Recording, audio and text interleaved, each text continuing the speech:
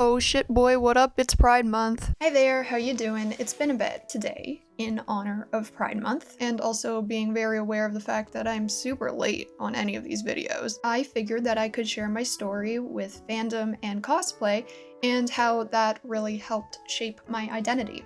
Obviously, it wasn't the only thing that shaped my identity, however, it played a very big role in how I navigate the world and how I feel in myself. Although cosplay has and always will be very therapeutic for me, I did struggle with my identity, and there was kind of a double-edged sword that came from cosplay with such low self-esteem and zero idea of who I would be in the future. So there was a time where I felt that I could escape my reality through cosplay, and I really immersed myself in it that way. Nowadays, I have been able to separate myself from the hobby enough that I can continue to navigate the world as myself, while also being able to dress up as my favorite characters now and then. While there is a fine line for using cosplay as a coping mechanism versus a tool for self-love, I want to focus on the latter today. If that sounds like something you're into, keep on watching.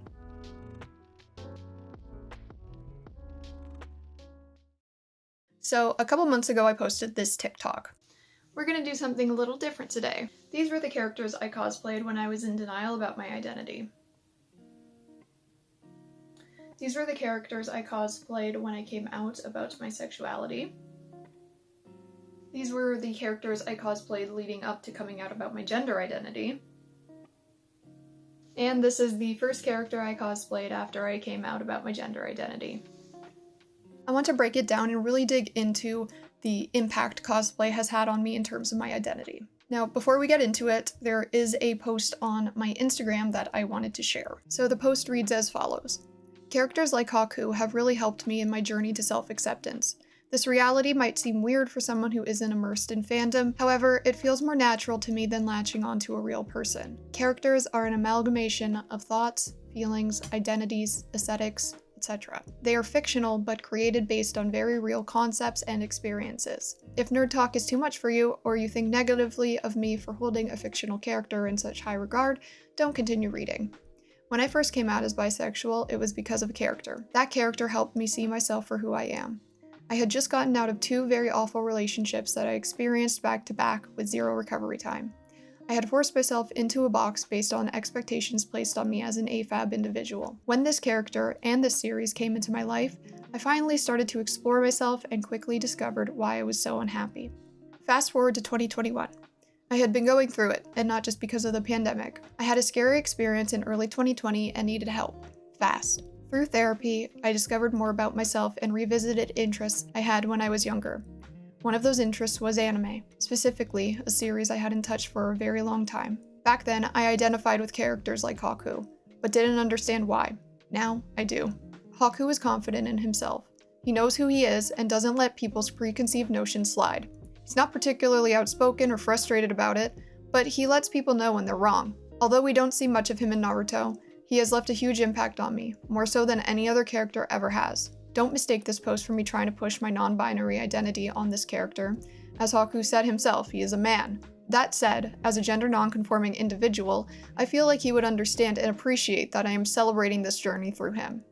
Happy Pride Month. Remember, this journey is yours. Now, I really wanted to share that post because one, it's probably one of the most personal things I've shared to date, and two, I didn't really dig into it that much. I mentioned a character in a series that helped me come to terms with my sexuality. However, I didn't go into detail on that post, and that's because I wanted the focus to be on Haku. All seriousness aside, if you've been on this channel for long enough and you don't understand the Haku thing, I don't know what to tell you. Now, I mentioned this in my Dream Cosplays video, but a large part of why I actually started cosplaying those characters in the first place was because of the standards of beauty in cosplay at the time. I go into more detail in that video if you're interested in that, but there is a flip side to it, and it is, simply put, I felt comfortable in those characters. It started with Maximum Ride at 13, and then kind of evolved into crossplay, or what I thought was crossplay at the time. The female characters I did cosplay were either androgynous or had some great gender reveal. Take Doll, for example.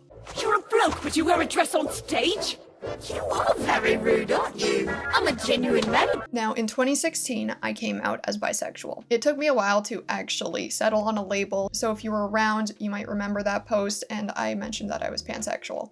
As I've gotten older and more confident and sure of myself, I have settled on bisexual. That's how I identify. I'm more than happy to go into detail about that. However, I'm going to leave it at that for now. So the character and series I mentioned in my post was, drumroll please, Lapis Lazuli from Steven Universe. Steven Universe as a whole really did help me come to terms with my identity in a lot of ways, because I too just wanted to be a colorful gay gem. In all seriousness, Lapis's story really did resonate with me. As I mentioned in that post, those two relationships, and also just general dissatisfaction with where I was in life. That show really helped me understand myself a lot more, and I really do appreciate it for that. But Lapis's backstory, her relationship with Jasper, and of course Peridot, really all just tied in together so well for me and really helped me take the first steps towards the individual I am today. Soon enough, I was introduced to the Loud House. While Luann helped me in a multitude of ways and is still my all-time favorite character in that show, Luna's sexuality and blossoming relationship with Sam just really sealed the deal for me. She helped me figure out my feelings and gain the confidence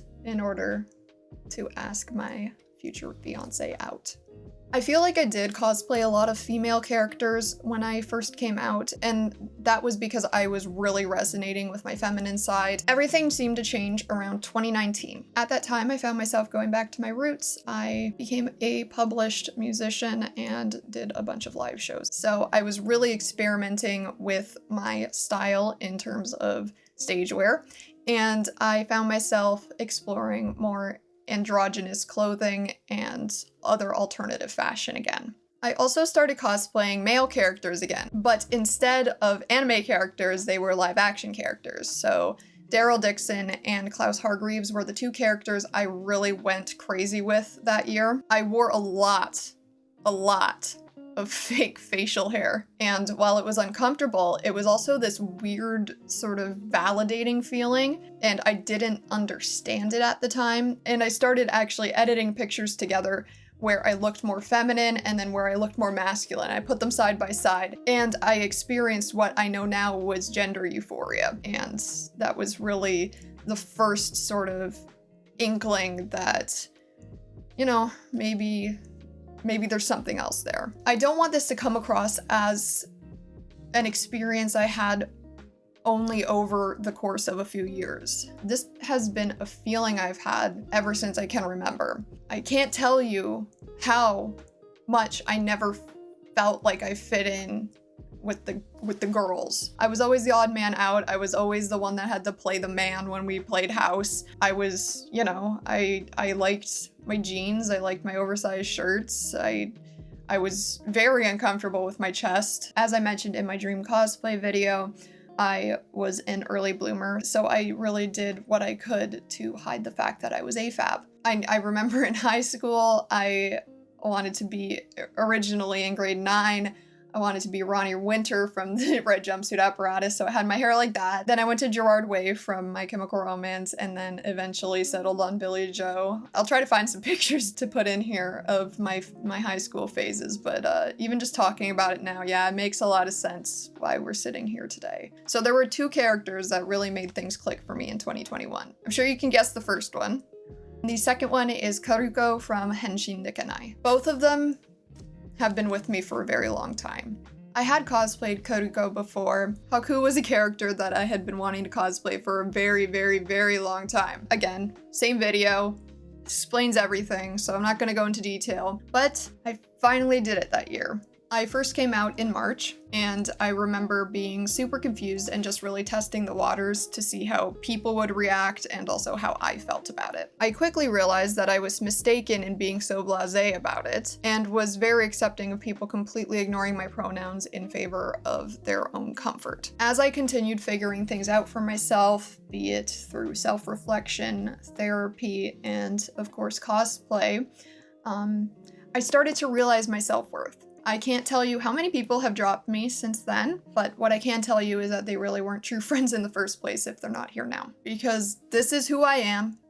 This is how I always will be. And I'm sorry, but don't let the door hit you on the way out if you don't accept it. So that's my story. That's why I love cosplay so much. That's why I love Haku so much. And that's why I am very happy in who I am as a person right now. Things aren't perfect, things will never be perfect, but we can make things okay, good even, and we can live comfortably in our own skin. So I really hope you enjoyed this video. If you did, please leave it a like, and also comment down below letting me know what you think. I'm always here to give any advice if you need it in gender identity, or sexuality, or even just cosplay stuff. I am an open book and I am happy to share some of my wisdom with you. Please subscribe if you're interested in seeing more, and also turn on those notifications if that's something you're into. With that all said, I hope you have a lovely day, a great rest of your Pride Month, and I will see you in the next video. Bye.